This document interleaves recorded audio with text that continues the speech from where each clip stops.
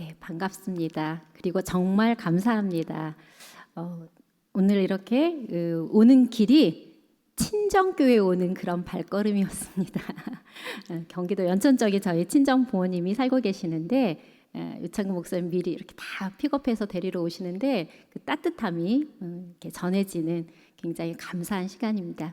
작년 12월경에 우리 송준 유치부 전도사님 통해서 이렇게 콜을 받았어요. 그래서 부모 교육 좀 해주십사 요청을 했는데 저의 마음 가운데는 항상 순종이 축복이다 이런 마음이 있습니다. 그래서 네 가겠습니다 이렇게 답을 하고 시간을 보내고 있었는데 사실은 그 사이에 제 건강이 조금씩 이렇게 이상 신호들이 있어서 취소해야 되는 거 아닌가 하는 이런 불안함도 사실 있을 정도로 상황이 되었습니다. 그럼에도 불구하고 주신 은혜로 오늘 이렇게 목사님 기도받고 올라오는데 막 힘이 생기고 이곳에 모여 계신 우리 부모님들, 조부모님들에게 짧은 시간이고 어떻게 보면 제가 살아온 경험이 될 수 있을 것 같습니다. 이 내용이 조금이나마 깨닫는 하나님의 은혜가 가득한 시간이 되길 소망하면서 오늘 강의 내용을 진행해 보도록 하겠습니다.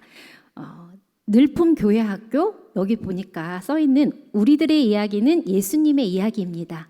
이 표를 보는데 정말 오늘 제가 나누는 이야기가 예수님의 이야기가 되기를 소망합니다. 아멘. 네. 저는 모태 신앙으로 자랐습니다. 유아교육을 전공하고 30년 이상 충신교회 부설 충신유치원에서 현재까지 섬기고 있습니다. 그리고 귀한 가정을 이루게 하셔서 3남매의 엄마로서의 역할도 감당하고 있습니다. 이곳에 함께 하시는 우리 부모님들 한번 손들어서 한번 표시해 주실 수 있으실까요? 네, 부모님들. 네, 혹시 조부모님들.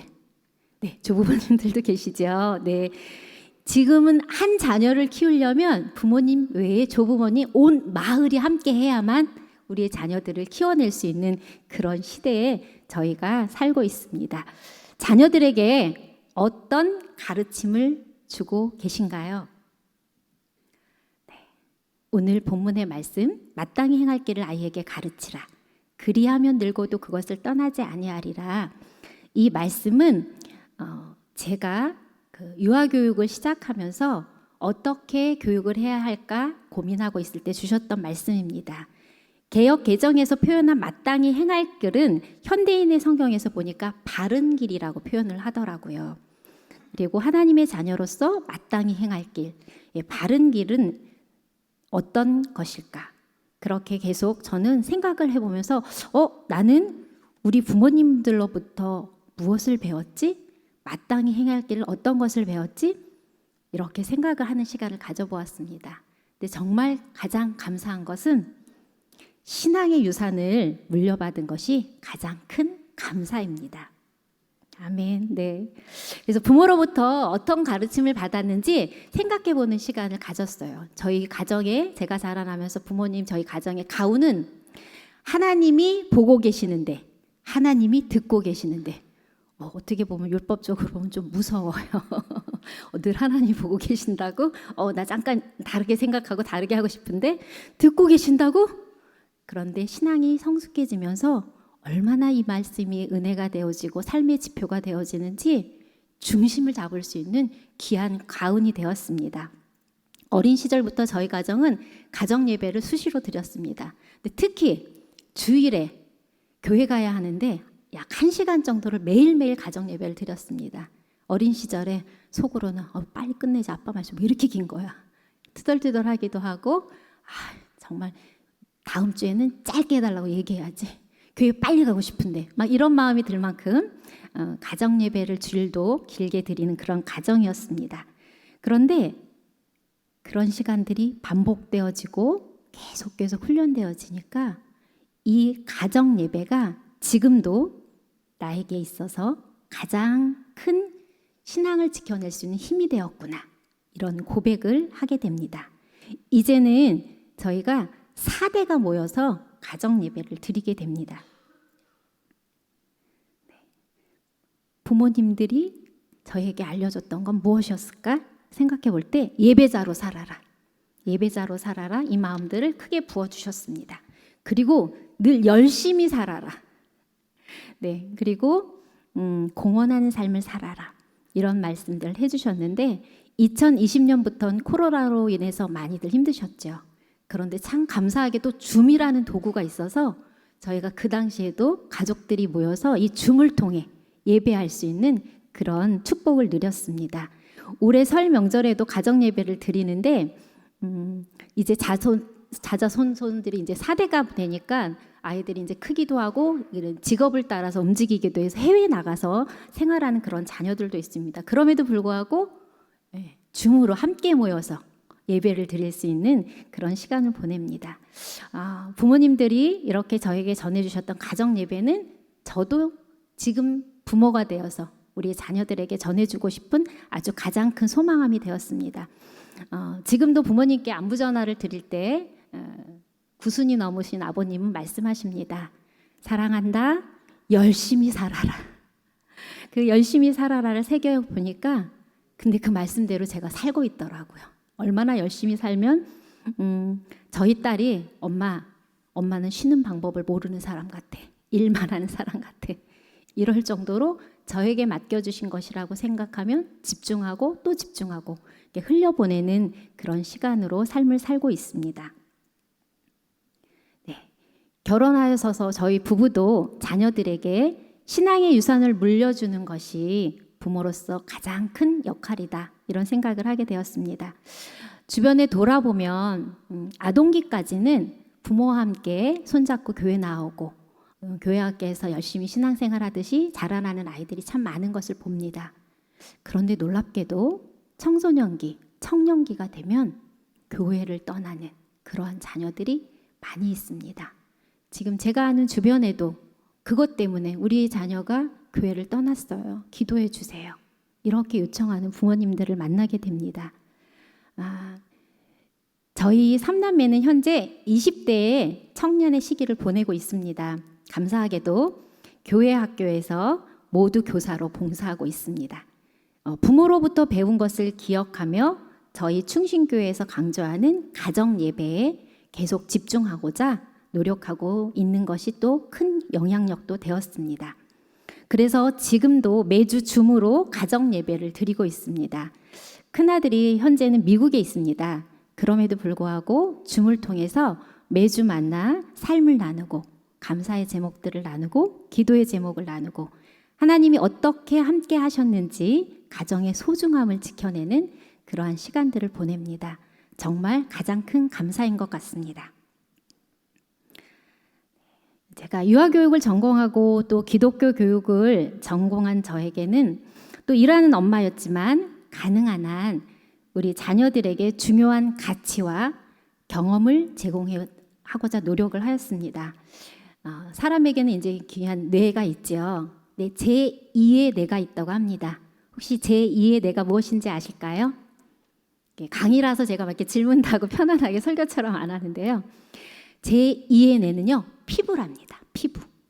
피부인데 특히 뇌 발달이 급진적으로 일어나는 시기가 만 9세 이전. 이렇게 학자들이 연구해냈어요. 근데 놀랍게도 이제는요, 나이가 연세가 되어서도 뇌 발달이 이루어진대요. 계속 뇌는 하나님께서 만드신 신묘막측한 그런 뇌는 성장을 계속한다고 합니다. 근데 이제 기본적으로 이제 발달 과정에서 10세 이전에 뇌가 발달을 많이 하는데 피부가 그래서 얼마나 중요한지 영유아기 때 피부를 많이 만져주는 스킨십은 뇌 발달과 성장에 많은 도움이 됩니다. 그래서 저도 어린 시절에 아이들 샤워시키고 마사지하면 일명 쭉쭉이 체조. 그래서 머리부터 발끝까지 로션 발라놓고 쭉쭉쭉 찬양 불러가면서 이렇게 체조해주고 마사지해줬던 기억 가끔 이야기를 합니다. 아이들이 좋은 기억이 되었다고. 그리고 유아기는 인지 발달적인 측면에서 구체적인 조작을 할 때 성장과 발달이 일어나는 것 아마 배우셨고 아시는 분들이 많으실 겁니다. 아이들이 서툴다고 또 부모 입장에서 기다려주기 힘들다고 하지 못하게 하고 기다리지 못하면서 부모님이 다 해주시고 이러면 우리의 자녀들 특히 이 영유아기 아동기에 있는 아이들은 어떤 아이가 될까요? 할 수 있는 힘이 점점 약해집니다. 그래서 유아기는 특별히 이 자율성, 스스로 하고자 하는 힘이 자라나는 시기이기 때문에 우리의 아이들이 하고자 한다면 하게 해주셔야 합니다. 단, 안전에 위협이 있거나 다른 사람에게 피해가 주는 것은 하지 않도록 가르쳐 주셔야 합니다. 그래서 그 외에는 우리 아이들이 다 해볼 수 있도록 경험하는 것이 아주 중요하고요. 특별히 이 10세 이전의 뇌 발달적인 측면에서 봤을 때 기억되어지는 것이 정보, 지식, 방법 이런 것들은 거의 기억이 잘 안 난답니다. 그런데 어떤 것을 기억하냐면 감정을 기억을 한답니다.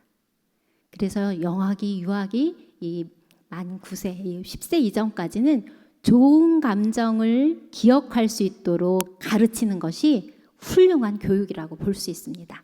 그래서 저도 그렇게 아이들하고 어렸을 때 경험할 수 있도록 좋은 경험이 뭐가 될까?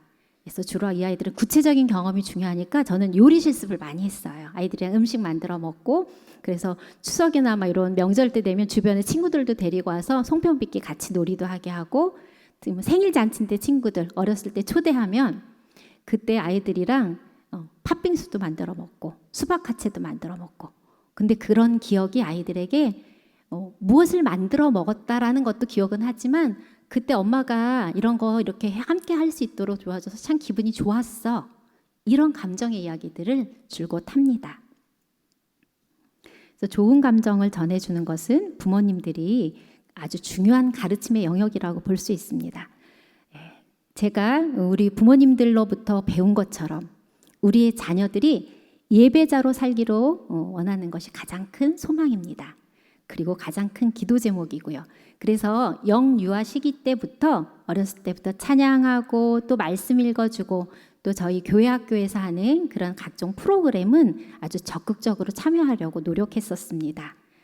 왼쪽 여기 사진 화면에서 보이는 것은 우리 아이가 막내가 4살 때였는데 그 유아부에서 가족 찬양 대회가 있었어요. 그래서 보이시죠? 옷도 다 맞춰 입고 삼남매가, 저희 부부가 옷을 맞춰 입고, 그러니까 형식적인 것 같지만 이 아이들에게는 시각적으로 보여주고 구체적인 경험이 되어질 때 내 것이 되는 그런 효과가 있는데, 이 아이들이 두고두고 얘기합니다. 그때 우리 상 받았지. 찬양을 열심히 했던 그런 생각들을 합니다. 그래서 자녀들이 자라면서 가족을 향한 감사와 축복의 기억을 할 수 있도록 돕는 것은 굉장히 중요합니다.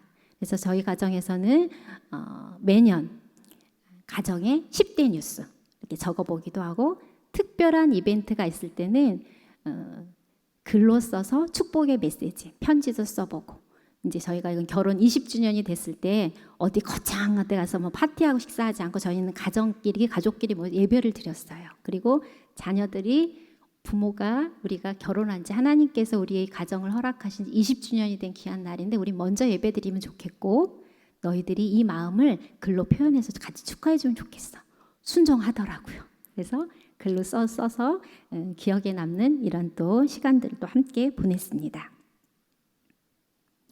네, 저희에게 감사하게도 삼남매는 우애가 있고 화목하게 잘 자라고 있습니다. 크게 이렇게 다투거나 싸운 경험의 기억은 적은 듯합니다. 그리고 자녀들이 자라면서 저희는 가족회의라는 것을 함께하는 것을 가르치고 나누었습니다. 어린 시절인데도 네 생각은 어때? 너는 우리가 오늘 어디를 가려고 하는데 너는 그곳에서 무엇을 했으면 좋겠어? 이렇게 물어봐주고 생각을 물어봤던 게 아이들에겐 참 좋았던 기억이 있던 것 같아요. 근데 이제 이 시간들이 흘러가면서 우리 막내가 이제 고등학생이 되었습니다. 고등학교가 되었을 때 중요한 가족회의 안건이 생겼습니다. 그 안건은 고등학생이 된 이 막내가 엄마 아빠 저 자퇴하겠습니다. 이렇게 이야기를 한 거예요. 그래서 저희 가정은 좀 더 이렇게 큰 소리 내는 가정은 아니에요, 부모들이. 그래서 우리 가족회의가 필요하겠구나 모였습니다. 그래서 자퇴를 하고자 하는 이유를 가족들이 좀 이해할 수 있도록 설명해 주렴 이야기를 했어요. 첫 번째, 난 공부가 하기 싫어요. 두 번째, 고등학교는 다 모든 게 대입을 위해서만 공부를 시키는 것 같아요. 내가 하고 싶은 공부는 이 학교에서 할 수가 없을 것 같아요. 선생님들이 너무 권위적이에요. 굉장히 나름대로 생각을 정리해서 이야기를 하더라고요. 아, 그랬구나. 너가 하고 싶은 공부는 뭔데?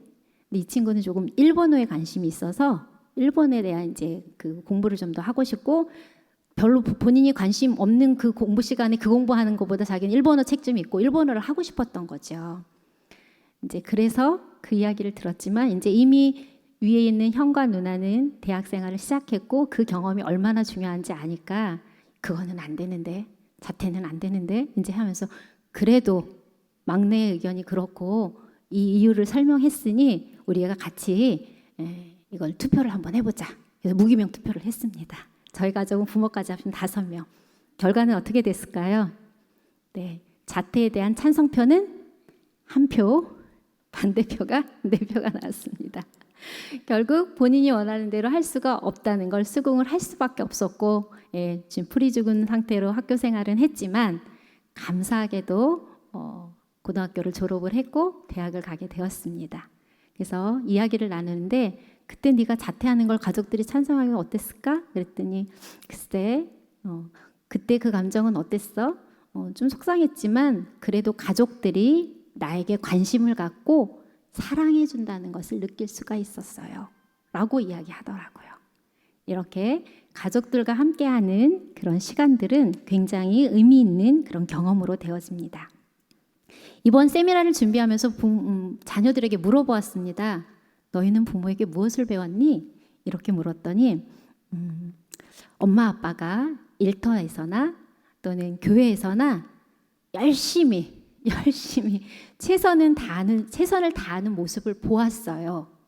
그래서 저도 내 일터에서 내 하고 있는 것을 열심히 하려고 해요. 저희들의 뒷모습을 보여준 것 같고 일하는 엄마라 사실은 하려고는 했지만 많은 시간을 못했다라는 사실 미안함이 있었는데 내가 하는 일을 소중히 여기고 열심히 일하는 것을 보여주었더니 그 모습이 아이들에게는 최선을 다한 모습으로 배우게 되었다라고 고백을 했습니다.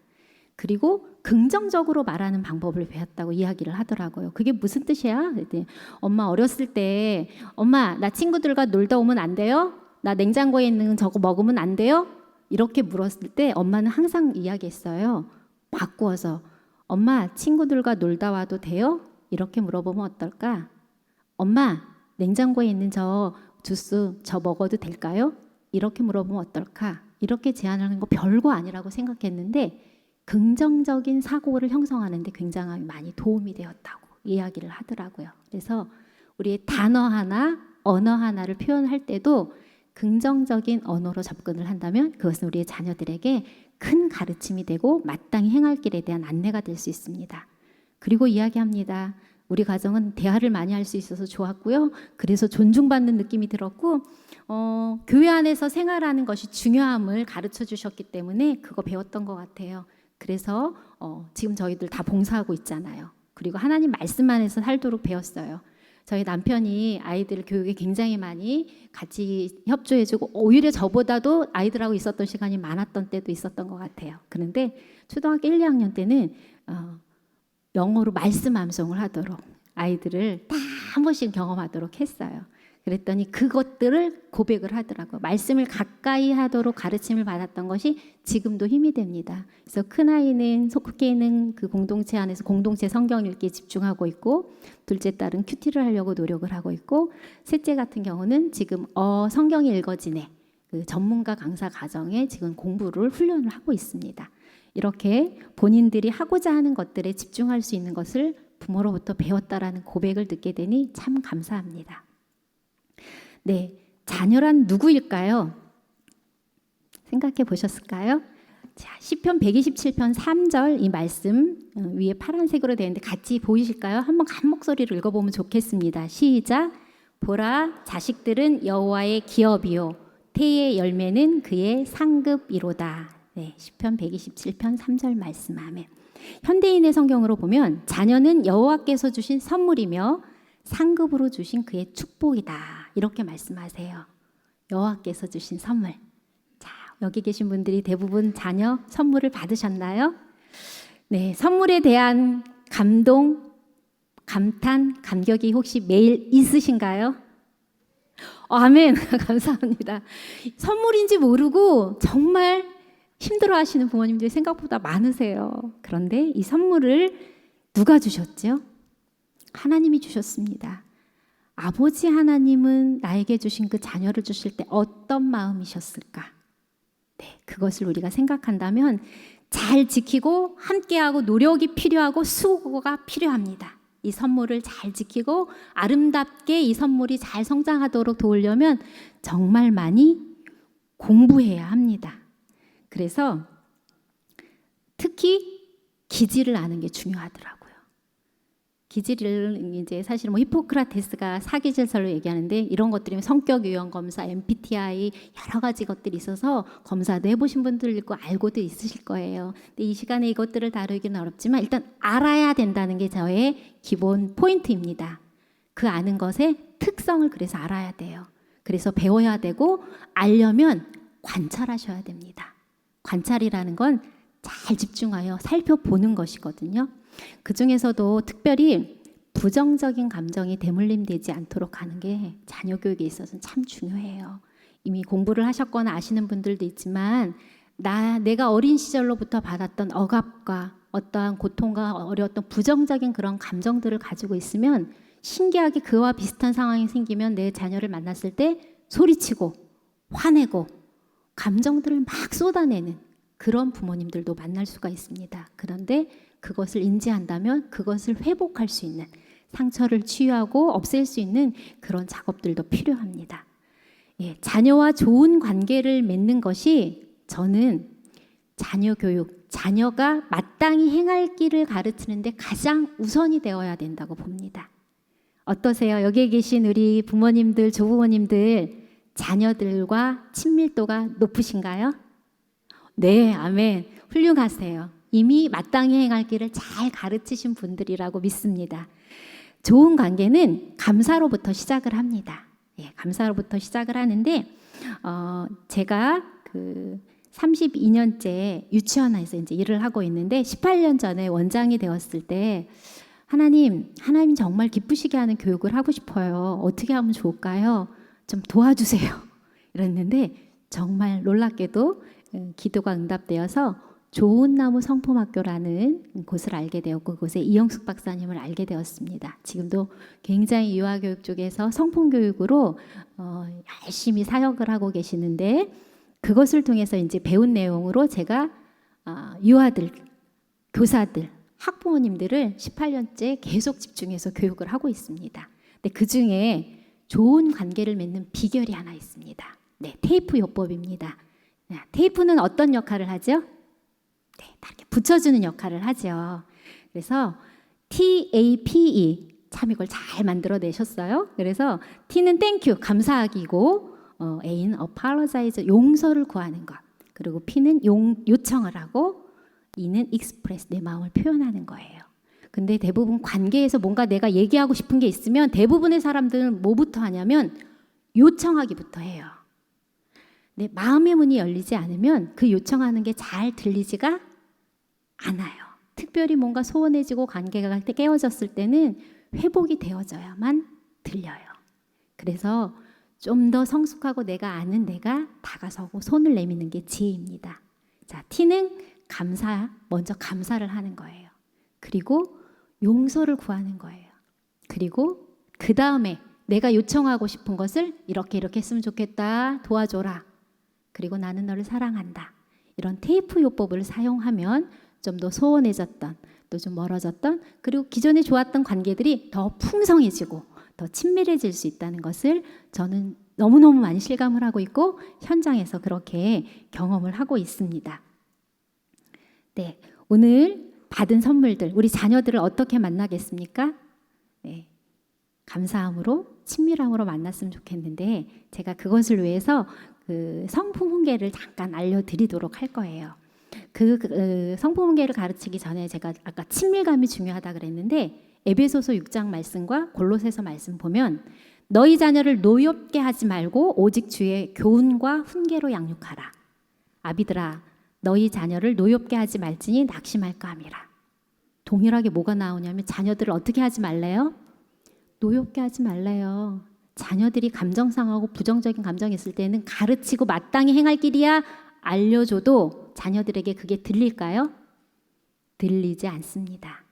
그래서 좀 전에 얘기하겠던 친밀한 관계가 잘 유지되어야 아이들이 노엽지 않아야 마땅히 행할 길들을 가르칠 수 있고 배울 수 있게 됩니다. 네, 자녀를 어떻게 가르칠 건가? 성품 훈계에 이제 이영숙 박사님 쓰신 책이 있어요. 그래서 제가 이거 발췌한 내용들인데 사실 이것을 가지고 저는 현장에서 한 6주간을 한 번 만나면 2시간씩 같이 해요. 그러니까 주로 강의식 교육이 아니라 기본적인 지침들을 제가 전달을 하고 그것들을 가정에 가셔서 부모님들이 실천 한번 해보고 그때도 해봤더니 이것들은 굉장히 성공적이었다. 이건 잘 안 되던데 왜 그럴까? 그 다음 주에 가져와서 이랬는데 이랬어요. 그럴 땐 이렇게 한번 해보면 더 좋아요. 이렇게 서로 주고받으면서 나눔의 교육들을 하면 6주 후에는 정말 눈물 어린 고백들과 변화들이 나타납니다. 물론 지속이 되려면 계속 교육은 필요한데 그래서 성품 훈계학교를 통해서 제가 가르쳤던 내용을 조금 아주 작게 설명을 하자면 징벌과 훈계를 혼동하지 마셔야 됩니다. 첫 번째 징벌의 목적은 뭐냐면 위반에 대한 벌을 가하는 것이에요. 그런데 훈계는 교정과 성숙을 위해서 훈련시키는 것입니다. 그리고 관심의 초점이 징벌은 과거의 잘못이에요. 뭔가를 잘못했는데 너 지난번에도 잘못했지 또 잘못했지 하면서 아이를 노엽게 하고 괴롭게 해요. 그건 징벌입니다. 그러나 미래의 바른 행위에 초점을 둔다면 그건 훈계가 될 것입니다. 그리고 태도 면에서 부모 편에서 적대심을 갖고 정말 제가 왜 이래 내가 부모가 된 것이 잘못다 이런 어떤 좌절감을 갖고 낙심함이 생긴다면 그것은 징벌로 다가선 것입니다. 그러나 내가 저 아이를 지금 사랑하고 있어. 비록 나의 이 가슴이 끓고 있지만 나는 저 아이를 사랑해. 나의 관심이야. 이런 것은 훈계가 된다는 거죠. 그렇게 했을 때 아이에게 미치는 효과가 징벌은 두려워해요. 죄의식을 가져요. 근데 유아기는 무섭고 두려워. 엄마 큰 소리 쳐서 하지마 했을 때 말 들어요. 왜냐하면 부모님들이 날 책임지고 있다는 걸 알기 때문에 아직도 작고 나는 보호를 받아야 된다는 걸 알기 때문에 말을 들어요. 그런데 사춘기가 되면 어떻게 될까요? 내가 더 커지거든요. 힘이 세지거든요. 내 생각이 더 강해졌거든요. 죄의식과 두려움이 있는 아이들은 부모와 분명히 대항을 하게 됩니다. 그래서 어린 유아기 때 우리는 훈계를 해주세요. 안정감을 갖고 성숙함이 생긴다면 그거는 제대로 된 훈계입니다. 그래서 아이들에게 가르치고 뭔가 알려줬을 때 마지막으로 꼭 감정을 살펴보는 게 좋아요. 지금 마음이 어때? 엄마는 널 여전히 사랑하고 축복해. 이제 이런 방법들로 우리가 훈계를 했으면 좋겠는데 성품 훈계는 뭐냐면요. 자녀가 좋은 성품으로 성장하도록 부모와 교사가 좋은 성품으로 가르치고 수정하고 훈련시키는 것입니다. 네. 대부분 이 부모님들하고 제가 교육했을 때 깨닫는 고백은 저는요 수정하려고만 했던 것 같아요. 가르침을 제대로 주지 않고 이미 쟤는 다 알 것 같아서 못한다고만 하고 자꾸 그걸 갖고 윽박질렀던 것 같아요. 이런 고백을 참 많이 듣습니다. 네, 성품 훈계에 3단계가 있습니다. 훈계를 하기 위해서는 방법을 또 알아야 되는데 짧게 제가 넘기자면 1단계는 가르침의 단계고 2단계는 훈련의 단계고 3단계는 교정의 단계입니다. 말씀드린 대로 1단계 가르침의 단계는 부모가 본을 보여주셔야 돼요. 특히 영유아기는요. 아이들이 부모님 하는 대로 보고 따라해요. 신기하지 않으세요? 어느 틈에 쟤 누구 닮아서 저래? 이런 모습 많이들 발견할 때 있으시죠? 다 내 모습이고 다 아빠 모습이고 이럴 때가 있는데 본을 보여주셔야 돼요. 그런데 더 중요한 거 말로는 그렇게 가르치는데 본이 안 되면 아이들은 혼란스러워해요. 제대로 된 가르침, 마땅히 행할 길을 걸을 수가 없습니다. 언제 가르치냐? 수시로 가르치셔야 됩니다. 아침에 일어났을 때 밥 먹을 때 이렇게 어린이집 유치원 갔다 온 다음에는 어떻게 해야 돼? 신발은 여기다 정리해야 돼. 한 번 가르쳐서 잘하면 정말 그런 아이들 거의 없어요. 아이들이 언어를 배울 때 엄마라는 단어를 떼기 위해서도 몇천 번을 반복해서 그걸 떼어낸다는 거 알고 계실 거예요. 행동이 하나 바뀌려도 수도 없이 반복해주고 기다려주고 그것이 습관이 될 때까지. 그래서 2단계는 훈련입니다. 습관이 되도록. 습관이란 나도 모르는 사이에 저절로 그렇게 되는 거예요. 그래서 그때 가장 좋은 방법은요, 적절한 보상이 따라가야 돼요. 그때 칭찬이 좋습니다. 근데 칭찬이 잘못하면 독이 된다는 것도 아시죠? 구체적인 행동에만 초점을 맞춰주셔야 돼요. 결과로 얘기하면 계속 그 결과에 집착하면서 아이들은 더 힘들어질 수도 있습니다. 네, 교정의 단계예요. 가르쳤고 훈련을 이렇게 많이 했는데도 왜 아직 행동이 안 교정이 되지? 이제 이럴 때 쓸 수 있는 반복인데 단호하게 이건 아니야, 안 돼. 그러니까 1단계의 가르침에서는 친절한 대화가 좋아요. 아이를 노엽게 하지 않으시는 게 잘 들어갑니다. 그리고 교정의 단계에서 정말 못 알아들으면 합의하에 매를 들 수도 있습니다. 근데 요즘에 참 어려워요. 아동학대와 여러 가지 이야기들이 나오기 때문에. 그래서 성경적 원리에서는 가능하지만 아이와 충분한 이야기를 통해서 이것을 지키지 못했을 땐 어떻게 하면 좋을까?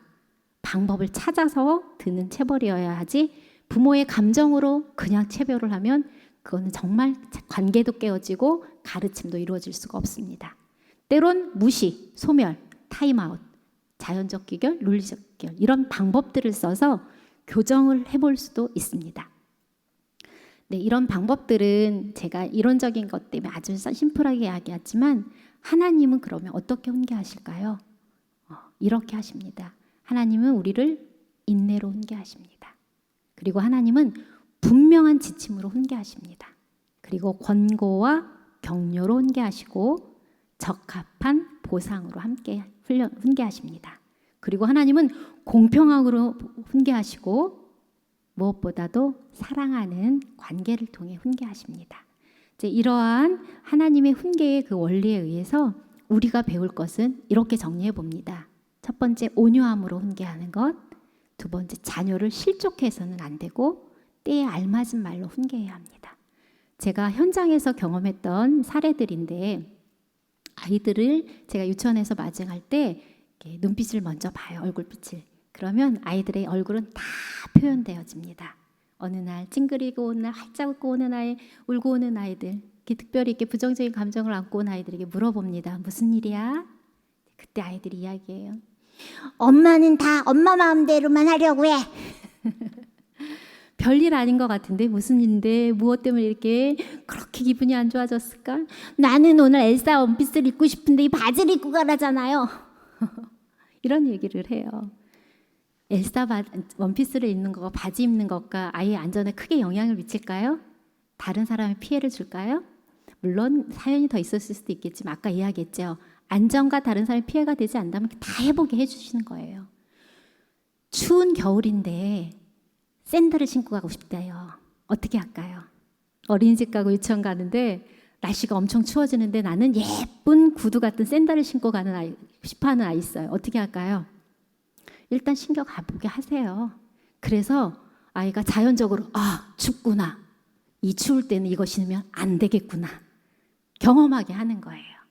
이렇게 아이들이 해볼 수 있도록 특히 이 영유아기 미취학부서와 또 이렇게 9세, 10세 이전까지는 그걸 많이 인정해 주시는 게 아이들이 마땅히 행할 길을 더 잘 배울 수 있는 방법이 됩니다.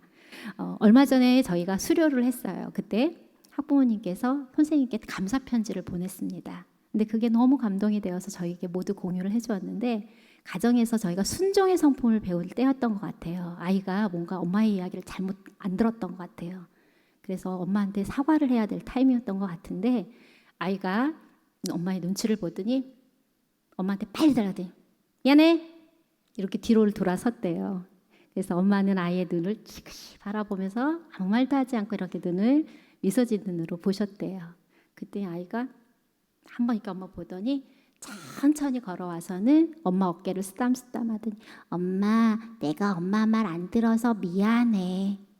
이렇게 또 사과를 했대요. 그리고는 그날 밤 그 아이가 누워서 엄마랑 이야기를 하는데 엄마, 내가 빨리 가서 미안해 했던 거는 나에게 하트가 한 개밖에 없어서 그랬어. 용기가 없었기 때문이야. 그런데 엄마의 눈빛을 보니까 내가 하트가 많아졌어. 그래서 엄마한테 가서 엄마 미안해요 할 수 있었다? 힘이 생겼어. 근데 이 어머님의 고백이 놀라웠어요. 이 아이는 이제 5살의 시간밖에 안 보냈는데 이 성품 교육을 갔더니 마음의 작동 원리를 이미 이 아이는 깨달았다. 나는 30이 넘어서야 이 아이를 통해 이제야 깨닫는다. 성품 교육이 이렇게 중요하군요. 감사합니다.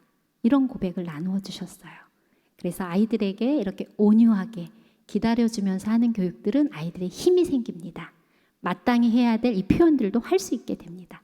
그리고 한 사례는 5살 아이, 이제 성품대학교 했던 학부모님의 사례였는데 아이가 집으로 친구들을 초대하면 장난감을 나눠주지 않는 거예요. 유치원에서는 굉장히 잘 놀이하는, 굉장히 잘 나누는 친구인데, 그래서 어머님이 대학교를 하면서 원장님 이 아이가 왜 이렇게 안 될까요? 혹시 물어보셨나요? 집에서만 그렇다면 뭔가 분명히 이유가 있을 것 같은데 한번 물어봐 주세요. 그래서 물어보셨대요. 아들아, 왜 이렇게 친구들이 집에 오면 장난감을 나누고 재밌게 놀았으면 좋겠는데 왜 그게 어려워? 이유가 있니? 놀랍게도 엄마, 내가 4살 때 내 장난감을 내 허락도 없이 친구한테 줬잖아. 아이가 이랬다는 거예요. 엄마는 너무너무 놀랐어요. 그거 네가 놀이하지 않는 놀이감이라 그 친구가 더 놀면 좋을 것 같아서 엄마가 줬는데 그게 그렇게 힘들었니? 나 너무너무 속상했어. 그래서 내 장난감 다 친구한테 다 빼앗길까 봐 우리 집에 오면 나누기 싫어. 아이가 이렇게 이야기를 했대요. 그래서 어떻게 하면 좋을까요? 묻길래 어머님 이럴 때 어떻게 하면 좋을까요? 우리가 배웠어요. 한번 적용해 보면 좋겠습니다. 무엇을 적용했을까요? 아까 말씀드린 테이프 요법을 적용을 했어요. 가서 엄마가 아이를 붙들고 얘기를 했대요. 아들아, 네가 내 아들인 것만으로도 고맙고 왜 장난감을 나누지 못했는지 이유를 지금 이렇게 설명해 준 것도 고마워. 그리고 정말 미안해. 엄마가 몰랐어. 너의 허락 받지 아니하고 너의 장난감을 친구한테 나눠준 거 정말 엄마가 잘못했어. 미안해. 용서해 줄 수 있겠니? 그러니까 이거 그렇구나. 이제 앞으로 더 친구들이랑 사이좋게 장난감 잘 가지고 놀이할 수 있겠지? 네. 사랑해요. 축복해요. 그 다음부터 정말 잘 나누면서 아이가 불안해하지 않았다는 거예요. 아이한테 실족해 하는 일. 어린 4살, 5살밖에 안 되는 것 같은데 내 허락 받았는지 안 받았는지 이 아이가 기억하고 있었다는 거예요. 실족해서는 안 됩니다. 그리고 때에 알맞은 말로 훈계해야 한다는 건 너무나도 중요한 거 잘 아실 거고 잠언에 어마무시한 아름다운 말로 우리가 교육해야 되는 걸 알고 있을 거예요. 이것도 하나의 사례인데 성품 훈계학교를 하시던 어머님이 본인은 좀 다혈질이신 거예요. 아이들이 뭔가 잘 정돈이 되지 아니하고 특히 아들만 둘 키우는 어머님이었는데 뭔가 놀이할 때 시끄럽고 저면 굉장히 소리가 커지고 그러니까 엄마의 소리도 커졌대요. 좀 조용히 할 수 있겠니? 어떻게 하겠니? 이제 성품훈계학교를 받았으니 아이들을 존중하는 마음으로 어떻게 해야 될까 고민을 하면서 계속 이야기를 했대요. 서로 놀이할 때는 우리 어떻게 놀이하면 좋을까? 엄마는 너희 둘이 형제끼리 정말 사랑하는 우위에 있는 형제가 되었으면 좋겠어. 어떻게 하면 좋겠니? 서로 방법을 찾고 놀잇감을 나누고 이런 이야기를 하는데 그런 교육 과정 거의 이제 마무리할 단계쯤에 어느 날 동생은 조금 더 욕심이 많이 먹는 거 있는데 사과를 엄마가 깎아서 주었는데 좀 큰 쪽이 있는 게 있었대요. 예년 같았으면 이 동생이 먼저 본인이 먹겠다고 떼를 썼을 텐데 이 아이가 마음이 많이 열렸고 엄마로부터 지지와 응원을 받았던 게 힘이 되었던지 이렇게 보더니 이 사과가 크네. 형아 이 큰 사과 먹어. 형아가 더 크니까 큰 거 먹는 게 좋을 것 같아. 이렇게 아이들의 상황에서도 자연스럽게 엄마의 온유함이 아이들을 존중하고 물어봐준 그 대 한마디가 아이들의 그 놀이 상황까지도 편안하게 그렇게 해결될 수 있는 모습을 보았답니다. 그래서 결국 좋은 성품, 우리 예수님을 닮아가는 성품이 결국 실력이 되리라 믿습니다. 우리의 자녀들에게 예수님을 닮아가기 위해서 우리 이렇게 신앙 안에서 키워내려고도 애쓰고 수고하시는데 제가 배운 성품은 이렇게 정의합니다. 한 사람의 생각, 말, 행동의 표현이다. 그래서 모두에게 성품은 가지고 있고 교육을 통해 그래서 변화될 수 있다. 좋은 성품이란 갈등과 위기 상황에서도 가장 좋은 희망적인 생각, 말, 행동을 선택해서 문제를 해결할 수 있는 힘이다. 조금 전에 아까 사례로 줬던 아이, 쑥스러웠던 그 아이 힘이 생겼어요. 저희는 이렇게 성품을 키워내서 예수님을 닮아가는 그런 아이들로 자라게 도와주었으면 좋겠습니다. 제가 오늘 강의를 준비하면서 마땅히 행할 길, 바른 길, 과연 그것 무엇으로 정리해 볼 수 있을까? 네, 결국은 우리 하나님의 사랑이라는 생각이 들었습니다. 위의 문장 요한일서인데 함께 한번 이 말씀 읽어보면 좋겠습니다. 시작. 우리가 이 계명을 주께 받았나니 하나님을 사랑하는 자는 또한 그 형제를 사랑할지니라. 아멘. 밑에는 누가복음 10장 27절 말씀인데 이것도 함께 읽어보도록 하겠습니다. 시작. 대답하여 이르되 내 마음을 다하여 목숨을 다하며 힘을 다하며 뜻을 다하여 주 너의 하나님을 사랑하고 또한 내 이웃을 내 자신같이 사랑하라 하였나이다. 네, 아멘. 우리 자녀에게 마땅히 행할 길, 바른 길, 궁극적으로는 우리 하나님을 사랑하고 이웃을 사랑하게 하는 게 마땅히 행할 길이라는 생각이 듭니다. 저는 그것을 위해서 제가 경험했던 오늘 짧은 저희의 가정 예배 이야기, 또 우리 교회를 통해서 제가 유치원을 통해서 성품 훈계학교 했던 짧은 이야기 나누었습니다. 더 많은 이야기들이 있을 수 있습니다. 그래서 오늘 이곳에 계신 우리 부모님들, 조부모님들 안에 나 요거 한 가는 깨달아서 실천해 보겠다 한 게 있으면 이 시간 잠깐 한번 눈을 감고 생각해 보시면 어떨까요?